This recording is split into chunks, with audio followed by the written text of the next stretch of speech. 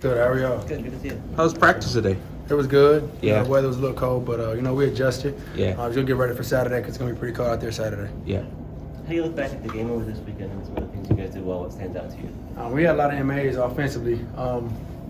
First UAB, I think we had 14, and in this past game, I think we had like 33. So that's something we have to just keep working on, keep going into detail about stuff like that, and go out there practicing, executing. So when the game comes, we have less MAs than we did last week. What were some of those areas you feel like you want to get better at specifically? Just the details and stuff, knowing the play calls, looking at the signals, doing all those little things, doing the ordinary, extraordinary stuff like that, and just going out there and executing. Coach earlier has told us basically that game was one of the more complete games you guys have played this season, kind of a continuing growth to get to that point. What do you have to do to sort of maintain that level going forward as a team? The score showed that, but like I said, offensively we had a lot of MAs, and UAB we didn't have as many, so we got to just keep growing and just keep learning the playbook, taking what the defense gives us, just doing our assignments and just coming out and practicing. So like I said, when the game comes, we know what we're doing. We're not messing up like that. You talk about it getting a little cold. I think might be some nasty weather in Houston this weekend. From a quarterback standpoint, does that change your preparation at all in any way? Nah, you got to control what you can't control. We can't control the weather. So you'll go out there and see what the weather's like. So the elements today was cold, windy, stuff like that. So just preparing for Saturday, whether it's cold or windy or rain, we gotta go out there and execute and play football like we know how to. Frank, how different was the offense without JT out there this last week? Man, it's just, I love JT. Hate to see him go down, but offense is going to stay the same. Tyke's going to step up and make big plays like he did last week. Got all the faith in him, and it's time for him to arrive. How did you think he did in his kind of first big time, He did lots good. of reps? But, I got a lot of hope in Tyke. A lot of pressure on him. I hold him to a very high standard, even though he didn't play as much beginning of the season. So he came in. He dropped 2 passes. That can't happen. He knows it. I know it. I'm tough on him all the time. So he's like a little brother to me, and I know he's gonna get that right. Seems like you guys have added another weapon in Kavorian Barnes now to the offense. What have you seen from him? He's great back. He's still young, still trying to learn things. Has some runs that we would like to have back, but he's just great. He knows everything. He's learning the playbook very fast. Great teammate, great addition for Brady to come out, get a break, and it's going to be very great for us in the future. Jeff Traylor was saying yesterday he doesn't have to hit a home run every time on these runs. From you, just sort of watching younger players come up through the program, is there any advice, I guess, you have to him as he continues his career? Yeah, I just try to mentor him, just take what they give you. Sometimes you're not going to be able to get a home run. You might have to get a -1 or just get us back to line of scrimmage. So that's just going to come with, learning, playing the game a lot, getting some reps. So he's going to get that. And like I said, he's a great back for us, and we're just glad to have him. Frank, what does it say about this group that with the amount of injuries and adversity you've gone through, you're still undefeated in conference and in a position to play for the title? Coach always tells us next man up mentality. So whoever goes down, we hate to see it, but whoever that next guy is, we got to step up, make those plays, just practice all the time. Like you're gonna get in the game. So when your number's called, you can go out there and execute. Is it something where you guys are expecting to win every single week now? Because I really feel like 7 games in a row right now. Last year, the success in Conference USA, you guys go out every single game with the expectation of winning? Coach talk about desperate and prosperous. So desperate people live different from prosperous people. So we got to go out there and just keep being desperate because we can't keep thinking that we're going to go out there and win. We got to take game by game, take the playbook, take what the coaches call, go out there and execute, and the score take care of itself. Does this run feel any different from last year because of some of the adversity you have to overcome? How does that change sort of the emotions that come with the success? We had some adversity early in the season, last season. We had adversity at the end of the season. So I think we learned from those things earlier in the year. Just keep growing from it. Hopefully finish the season strong. And like I said, take game by game, go out there and execute, and the rest take care of itself. Frank, you guys control your own destiny. You could clinch the championship spot with the win this week. How does it feel with the guys to be in that position? I think we're going to play with more of a chip on our shoulder, but this game is just like every other game. You can't try to make it too big.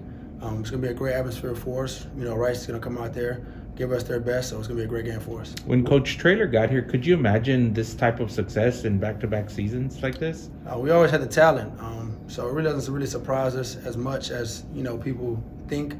But we're definitely grateful to have him and to have the success that we've been having, and we're just trying to just keep it going. You're approaching your own passing record here probably in this next game. What does that mean to you to be able to break that? It'll mean a lot, but I don't play for accolades like that. We're trying to go out there Saturday, just get a win, and whether if I pass it or not, If we're coming victorious, it's all that matters to me. Is there anything that's changed for you to allow you to produce at an even higher level this year compared to last year? I don't really think much, but I just give all the credit to Coach Stein. He just let me play very free. Coach Trailer, all the coaches. I don't look over my shoulder. Just go out there.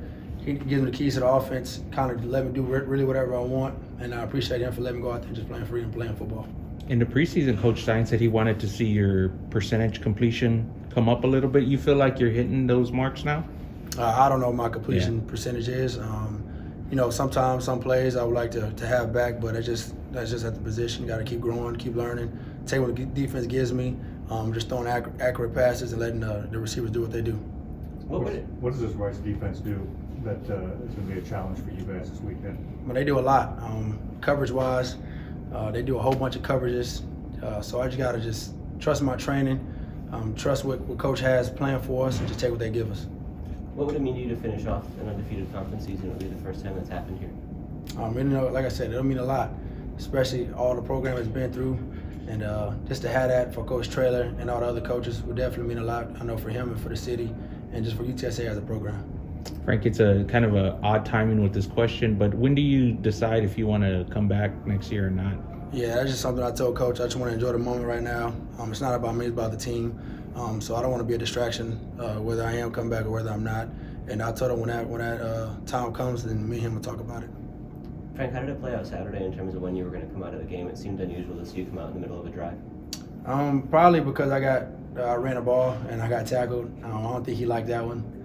So I think he was screaming on the headset to get me out of the game. But I trust coaches, his coaching skills. If you want to keep me in there for the rest of the game, I'm all for it. So whatever he says is going to go. So I got him out of the game, and Eddie Lee did a great job of stepping in. Do you have any say in that? Are you lobbying to stay in, or how does that play out? When I come out? Yeah, do you get to talk to him about it? Nah, I'll ask him, like, Coach, am I still in? You tell me, yeah, I can't argue back with him. He is a coach, so kind of go along with him. But like I said, I trust him. He has the best interest for me, so he'll tell me what was best for the team. What were the emotions like when J-Rod hit the end zone there on the sidelines? It was pretty wild down there, wasn't it? Yeah, very wild. Like I said, he's a scout team legend. Every day for the past 3 years, 4 years, however long he's been here, he's been on scout team. He's been doing some crazy things on scout team, so just for him to actually go out there, have that opportunity to get in the end zone, meant a lot for him, of course, but meant a lot for us, just so he could finally, we always go out there and play. He hasn't been fortunate enough to go out there, so just seeing him go out there, achieve his goals, just meant a lot for us because he's so selfless. So him finally getting a glory meant a lot for all of us because we know the hard work he's been putting in, so we're all happy for him. I know you're a big basketball guy. What did it mean to see Tony Parker down there? I saw on your Instagram you got to shake his hand too. Yeah, we got a lot of Spurs that come out there, a lot of younger Spurs, but haven't had an OG like Tony Parker come out there, so it definitely meant a lot that we have his support. Frank, you talked a little bit about this after the game, but for Tyke to step up as a primary receiver for you guys, how have you seen him handle all that comes with that and the maturity component and everything that's going on around being a primary player? Tyke was a high recruit. He had all the offers coming out of high school. He's a big physical guy. He could catch the ball with the best of them. So it's just an opportunity to go out there and show the world what he's capable of. I know we've been waiting for this opportunity for a very long time. I know he's gonna fill those shoes, and it's just time for him. And I know he's gonna be ready when the opportunity comes. All right, Frank, thanks. Appreciate it. Yes, sir. Thank you.